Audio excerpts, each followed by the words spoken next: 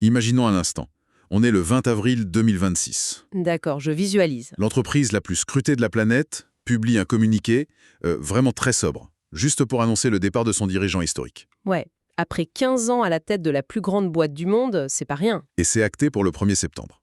Mais le plus fou, c'est qu'il n'y a aucun scandale. Pas la moindre crise de gouvernance, aucune panique en bourse, rien du tout. C'est presque clinique, en fait. Une transmission millimétrée. C'est totalement à l'image du gars qui a tenu la barre pendant une décennie et demie. Exactement. L'effacement complet de l'ego au profit de la structure. Bienvenue dans cette nouvelle plongée en profondeur. C'est le format où on prend vos sources, les enquêtes du moment, et on décortique tout ça pour comprendre les vrais mécanismes du monde de la tech. Et aujourd'hui, on se base sur un gros dossier d'enquête qui vient d'être publié en ce mois d'avril 2026. Un document hyper dense qui fait le bilan de cette ère. Voilà. Et la mission de notre analyse aujourd'hui, c'est d'élucider un énorme paradoxe. Parce que quand on regarde les chiffres de cette transition, c'est juste vertigineux. Ah, le mot est faible. Pour donner une idée à ceux qui nous écoutent, en 2011, la capitalisation boursière, c'était de 350 milliards de dollars. Aujourd'hui, en 2026, on frôle les 4000 milliards. C'est absurde. Le chiffre d'affaires annuel est passé de 108 à 416 milliards de dollars. Donc, ça soulève une question de base. Comment un dirigeant a pu multiplier la valeur de sa boîte par 13 sans jamais sortir un produit aussi fondateur et révolutionnaire que l'iPhone? Et c'est là que ça devient passionnant. Ok, décortiquons tout ça. Par où on commence? Casser le mythe du patron de la tech. C'est-à-dire le cliché du visionnaire dans son garage. Voilà. Dans l'imaginaire collectif, le boss de la Silicon Valley, c'est un prophète. Un gars qui a des fulgurances et qui invente des trucs auxquels personne n'avait pensé. Sauf que lui, il n'est pas du tout dans cette catégorie. C'est clair. Son parcours avant d'arriver au sommet est super révélateur d'ailleurs. Ouais, il a passé 12 ans chez IBM à disséquer des chaînes d'approvisionnement. C'est un génie opérationnel. Quand il arrive dans l'entreprise en 1998, elle frôle la faillite. Et pas parce qu'il manque de bonnes idées, si je me souviens bien des documents. Non, c'était le chaos logistique absolu. Ils avaient des mois de stock en vendu qui prenaient la poussière, des usines vieillissantes, bref, un désastre. C'est marrant, notre dossier cite un article qui date de 2011 où une experte expliquait que ce duo, le fondateur visionnaire et ce fameux logisticien, a littéralement sorti l'entreprise d'une spirale mortelle. C'est exactement ça. Mais le comment est fascinant. Comment il a sauvé la situation concrètement? Il a appliqué une philosophie industrielle de l'extrême, le just-in-time ou le flux tendu. Parce que dans la tech, un ordinateur qui dort dans une boîte, c'est une perte sèche, non? Ouais, on estime qu'un produit tech perd environ 1% de sa valeur chaque semaine à cause de l'obsolescence des puces. Donc, il a fermé les usines de l'entreprise. Radical. Il a tout sous-traité en Asie et il a réduit les stocks de plusieurs mois à quelques jours à peine. Mais le mécanisme va encore plus loin.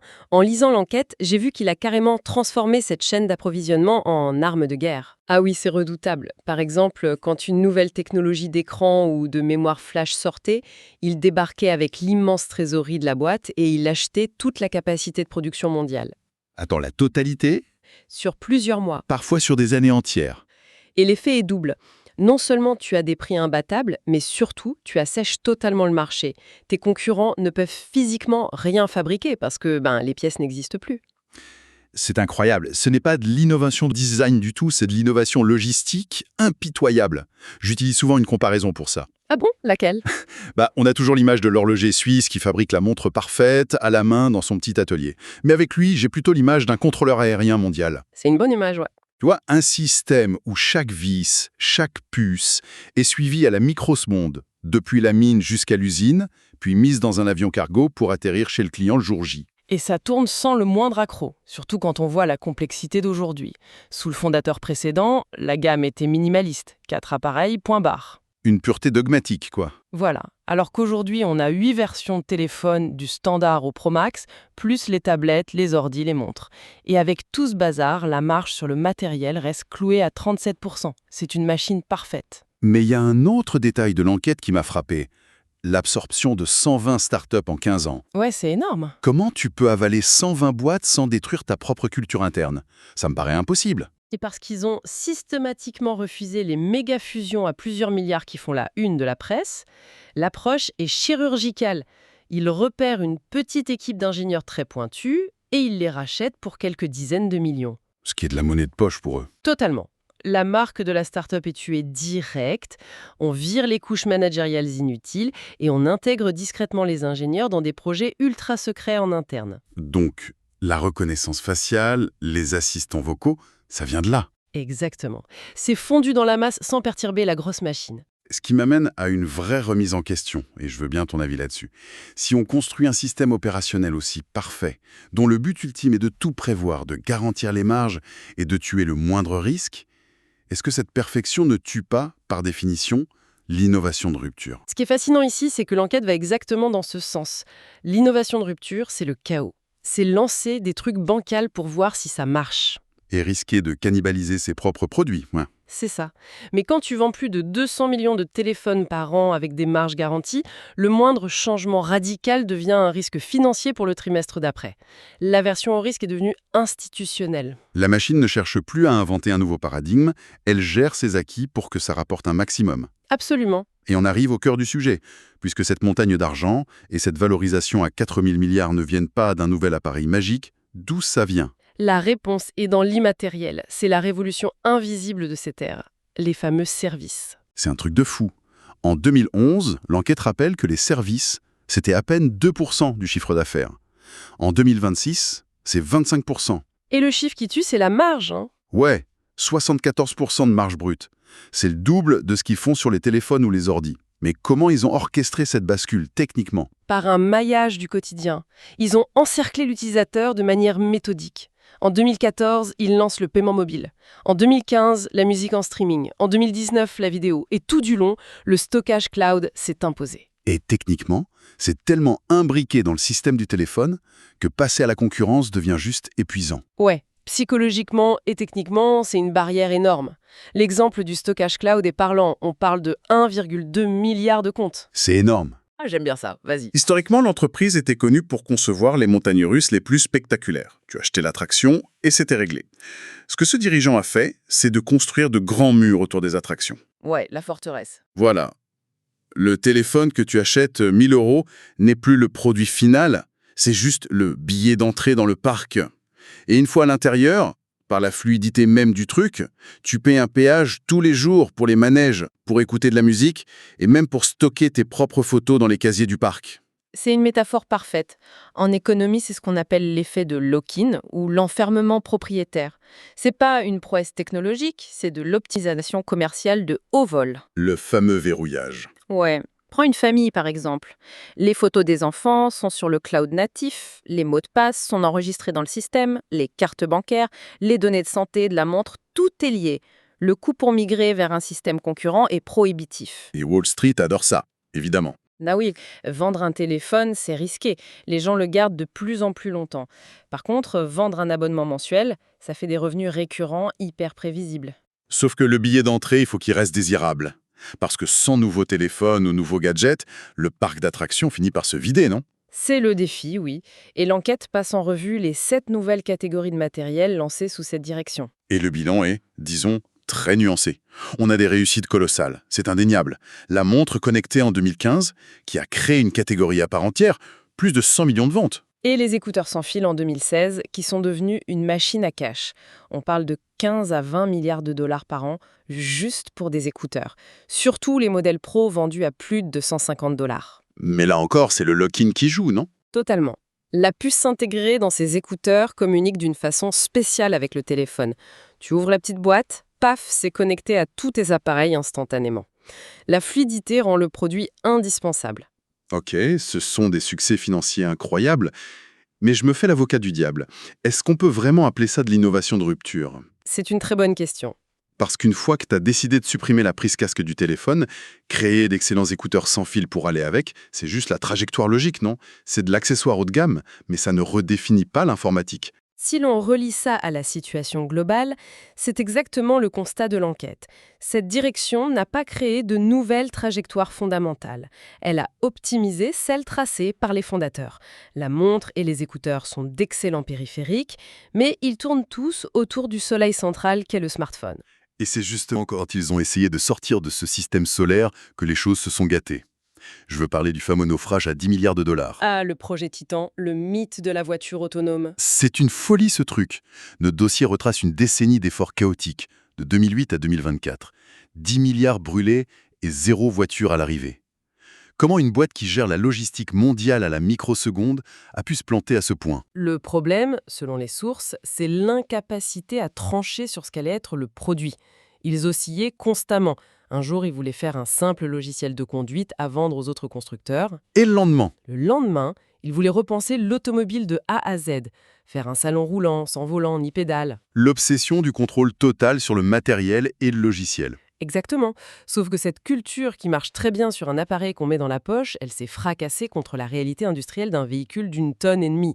La machine a rejeté la greffe. Ce qui nous amène à une autre zone grise du bilan, le casque de réalité spatiale lancé début 2024, à près de 3 500 $ quand même. Un bijou d'ingénierie avec des écrans d'une résolution folle. Ouais, mais l'enquête décrit des ventes très décevantes en 2026. Le produit est vu comme un gadget de niche pour millionnaires ou développeurs. Il manque la raison d'être du produit, en fait. Pourquoi le porter tous les jours? Ce casque montre vraiment la limite de leur modèle. Faire un super matériel ne suffit plus s'il n'a pas une boucle d'usage évidente dès le départ. Avec l'iPhone, on avait Internet, l'appareil photo, les messages, on comprenait direct. Là, ils ont sorti le casque en espérant que les autres trouveraient à quoi ça sert. C'est ça, ils espéraient que les développeurs inventeraient l'usage. Sauf que sans un grand parc d'utilisateurs, les développeurs ne viennent pas. C'est un produit qui cherche son problème à résoudre. Et on remarque que l'abandon de la voiture en 2024 a coïncidé avec une urgence absolue. Il a fallu réallouer les ingénieurs vers un domaine où la boîte était complètement la ramasse, l'intelligence artificielle. Ah, le retard sur l'IA, c'est la grosse tâche sur le bilan. Pendant que Nvidia explosait pour atteindre les 3 000 milliards en vendant des puces pour l'IA et que Microsoft et Google fonçaient tête baissée, eux sont restés silencieux. Jusqu'à l'été 2024. Ce retard s'explique par leur propre philosophie. L'IA générative demande d'aspirer énormément de données sur le web pour entraîner des modèles géants dans le cloud. Et ça, c'est l'inverse de ce qu'ils font. Exactement. Leur marketing, c'est la vie privée, le traitement des données sur ton appareil, en local. Donc, quand ils ont fini par réagir en 2024, ils ont proposé de petits modèles d'IA pour résumer des textes ou générer des petites images sur le téléphone. C'est cohérent avec leurs valeurs, mais pour Wall Street, c'était beaucoup trop timide face à l'énorme potentiel de revenus du cloud. C'est perçu comme une posture purement défensive, ouais. D'ailleurs, cette posture défensive, on la retrouve sur d'autres sujets de l'enquête, notamment une grosse vulnérabilité structurelle, la dépendance à la Chine. Pendant 15 ans, la rentabilité reposait presque entièrement là-dessus. Ouais, 90% de la production concentrée là-bas. Et avec les crises sanitaires et les tensions géopolitiques récentes, cette belle mécanique de précision s'est grippée. Maintenant, ils doivent diversifier en urgence vers l'Inde ou le Vietnam. Mais c'est hyper lent. Le monde fluide de la mondialisation sur lequel ils ont bâti leur empire est en train de se fracturer. Et ce n'est pas la seule menace. Non, l'Europe est devenue un vrai champ de bataille réglementaire pour eux. L'Union européenne s'est attaquée directement à leur modèle économique avec le fameux DMA, le règlement sur les marchés numériques. C'est un coup dur pour la division des services, ça. Et pas qu'un peu. Pendant 15 ans, si tu voulais vendre l'application sur leur téléphone, tu passais par l'App Store, point. Et ils prenaient 30% de commission. C'est ça qui génère les marges à 74%. Et le DMA les a obligés à ouvrir la porte, à autoriser ce qu'on appelle le sideloading. Le fait d'installer des boutiques concurrentes ou des paiements alternatifs. Pour reprendre mon analogie, l'Europe est en train de mettre des explosifs au mur du parc d'attractions. C'est une excellente façon de le voir. Et cela soulève une question importante. Pour la première fois depuis très longtemps, l'entreprise ne dicte plus le rythme. Ouais, elle subit. Alors, qu'est-ce que tout ça signifie pour l'avenir d'Apple? Ça signifie qu'elle est engluée dans la gestion de son propre poids. Elle réagit aux lois européennes, elle réagit aux concurrents de l'IA, elle gère les crises en Asie. Protéger une rente, c'est un travail de gestionnaire, pas de pionnier. Et ça nous amène directement à l'homme qui va hériter de tout ça le 1er septembre 2026. John Ternus. 50 ans, profil d'ingénieur, issu du hardware. Le matériel, ouais. L'enquête est claire. Sur lui, il n'est pas décrit comme un visionnaire fou, ni comme un as de négociation financière. C'est quelqu'un qui fait tourner la machine. C'est le candidat de la continuité. Le dirigeant actuel s'en va avec une fortune de 3,6 milliards de dollars, sous les applaudissements de la bourse. Mais l'article cite un analyste célèbre qui pose le vrai diagnostic. Il dit en gros la question n'est pas de savoir ce qu'il a accompli, mais ce que l'entreprise est désormais incapable de faire avec la structure qu'il a laissée. C'est redoutable de lucidité. Confier les clés à un pur ingénieur matériel, pile au moment où la valeur mondiale bascule vers l'IA et le logiciel pur. C'est un paradoxe fascinant. Son défi va être de piloter ce paquebot conçu pour l'absence totale de risque, tout en devant lui imposer des virages brutaux pour rattraper le retard sur le logiciel. La question des 15 prochaines années est posée. Est-ce que cette machine tentaculaire, bloquée dans l'optimisation, a encore la capacité de muter d'elle-même ? Ou est-ce qu'elle va se contenter de gérer très confortablement son déclin jusqu'à ce qu'une innovation extérieure la dépasse complètement ? C'est tout le drame des empires technologiques. On l'a vu tellement de fois dans l'histoire de la tech. Des boîtes intouchables à leur apogée, juste avant que l'écosystème ne pivote dans une direction qu'elles ne peuvent pas suivre. Ce bilan qu'on vient de faire, pour ceux qui nous écoutent, c'est vraiment une leçon magistrale. Que l'on s'intéresse à l'économie, à la tech ou à la stratégie. C'est la tension permanente entre optimiser le présent pour gagner des milliards aujourd'hui et inventer l'avenir qui est la seule garantie de survie sur le long terme. Une tension qu'ils vont devoir résoudre très vite. Pour terminer cette plongée en profondeur, je voulais lancer une petite idée provocatrice. Quelque chose à méditer. Je t'écoute. On l'a dit, le génie de ces 15 dernières années, ça a été de construire un écosystème fermé hyper rentable. Ce fameux parc d'attractions. Oui. Mais tout ça est construit autour d'un seul objet de base. L'écran tactile qu'on a dans la poche. La montre, le casque, les écouteurs, tout ramène à ce rectangle de verre. C'est le centre de gravité, ouais. Mais imagine si la prochaine vraie révolution technologique se passe carrément d'écran. Tu veux dire une interface par la pensée ou une IA ambiante avec qui on interagirait juste par la voix ? Exactement. Si le concept même de l'application ou du clavier devient obsolète, est-ce que les murs géants de cette forteresse à 4000 milliards les protègent contre ça ? C'est la question piège. Peut-être que ces murs les empêchent carrément de voir ce futur arriver. C'est la pensée vertigineuse que je voulais partager. Une chose à garder en tête quand on regardera les annonces des prochaines années. Merci de nous avoir suivis et on se retrouve très vite pour décortiquer un nouveau dossier.